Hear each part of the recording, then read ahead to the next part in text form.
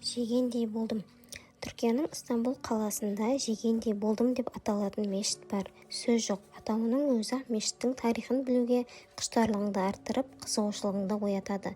Мешіттің тарихы былай. 18 ғасырда Түркияда өмір сүрген Кечежи Хайретдин есімді бір қолөнерші болыпты. Шалқып тасыған бай да, сіңірі шыққан кедей де емес екен. Әйтеуір тапқан айлығы күндік шайлығына жететін ортанқол тұрмысы бар. Осы адам патшалар салған әсем мешіттерге қызыға қарап өзі де мешіт салғысы келеді.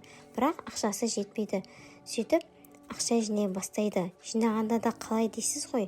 Көңілі соққан, аңсары ауған, қымбат асты жегендей болдым дейді екен де оған жұмсайтын қаржысын тығып қояды. Осылайша 20 жыл дегенде шағын мешіт қаржысы құралыпты. Сол ақшаға қолөнерші Истанбулдың төрінен орташа мешіт тұрғызады. Міне, арада 300 жылдан астам уақыт өтсе де